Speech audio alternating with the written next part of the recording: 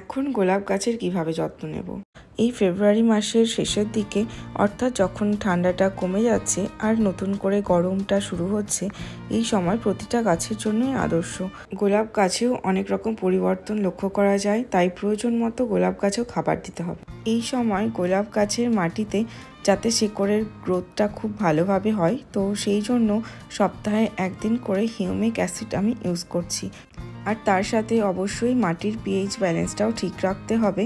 আর এতদিন দেখা যাচ্ছিল যে একবার জল দিলেও গাছে হয়তো চলে যেত, কিন্তু এই সময় রোদের তাপমাত্রাটা অনেকটাই বেড়ে গেছে আগের তুলনায়। এই জন্য সকালের দিকে গাছকে ভালোভাবে জল দিয়ে দেওয়া এবং তার সাথে বিকেলেও যেন গাছের গোড়ায় জলের ঘাটতি না থাকে সেইভাবে দেখে বুঝে জল দিতে হবে। এই সময় গোলাপ গাছে বেসাল শুট তো আসে, তার সাথে গোলাপ গাছের একটা সবথেকে বড় প্রবলেম, সেটা হলো ব্লাইন্ড শুটের সমস্যা, অর্থাৎ গ্রোথটা সেখানে থমকে যায়। তাই গোলাপ গাছে যখন ব্লাইন্ড শুটের সমস্যা হবে তখন সেই অংশটাকে কিছুটা কেটে ফেললেই আবার সাইড থেকে দুটো করে নতুন ব্রাঞ্চ আসবে, আবার তখন তাতে নতুন করে ফুল দেখা যাবে।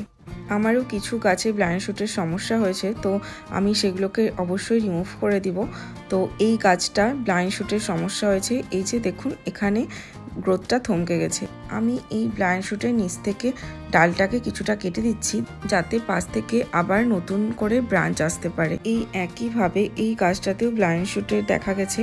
তো এই ডালটাকে আমি কিভাবে কাটবো, যেহেতু ডালটা খুব একটা বড় না, তো সেই কারণে আর আমি যেখান থেকে ডালটা শুরু হয়েছে সেখান থেকেই পুরোটা কেটে দিচ্ছি। আর এই ব্লাইন্ড শুটগুলো কেটে দেওয়ার পর একটা গাছের গ্রোথ আমি আপনাদের সাথে শেয়ার করছি। এই যে এই গাছটাতেও ব্লাইন্ড শুটের সমস্যা ছিল, কেটে দেওয়ার পর এই গাছটাতে আবার নতুন করে ব্রাঞ্চ এসছে।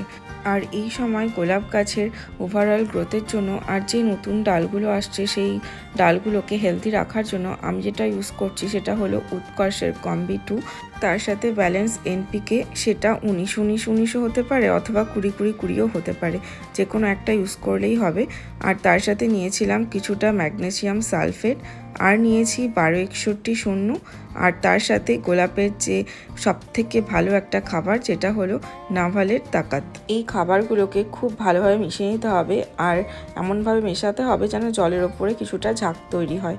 তো তারপরে আমি প্রতিটা গাছে প্রয়োজন মতো দিয়ে দিব, আর এটা অবশ্যই সকালের দিকে অ্যাপ্লাই করলে বেশি ভালো হয়। এই ফার্টিলাইজারটা ইউজ করে গাছের গ্রোথ তো ভালো হয়, তার সাথে নতুন নতুন বেসাল শুটও দেখতে পাওয়া যায়।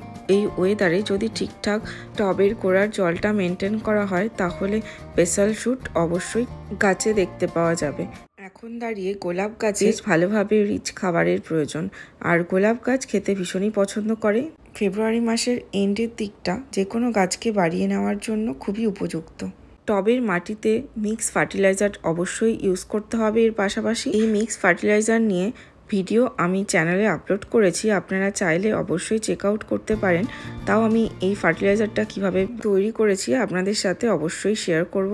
এই মিক্স ফার্টিলাইজারের মধ্যে আছে হাড় গুঁড়ো, শিংকুচি, ভার্মিকম্পোস্ট, নিমখোল, বাদাম খোল, সুপার ফসফেট আর লাল পটাশ।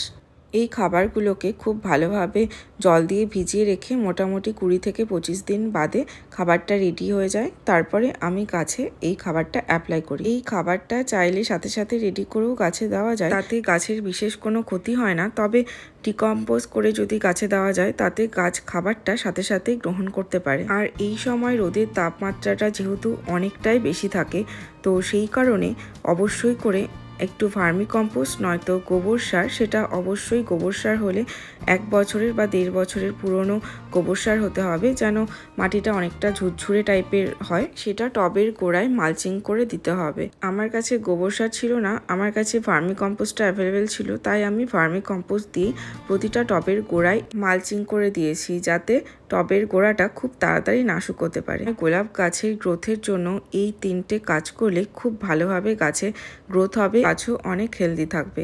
ভিডিওটা আপনাদের ইনফরমেটিভ মনে হলে অবশ্যই ভিডিওটাতে একটা লাইক করে দেবেন, আর ভিডিওটা আপনাদের কেমন লাগলো অবশ্যই কমেন্টে জানাতে ভুলবেন না। আজকের ভিডিওতে গোলাপ গাছের কিভাবে কেয়ার করব এই সময়, তো এটা আপনাদের সাথে শেয়ার করলাম। আর অবশ্যই নেক্সট ভিডিওতে নতুন গাছের কিভাবে গ্রোথ নেব, সেই জন্য গাছে কি খাবার দেব, সবটাই আপনাদের সাথে শেয়ার করব। ভিডিওটা দেখার জন্য আপনাদেরকে অসংখ্য ধন্যবাদ।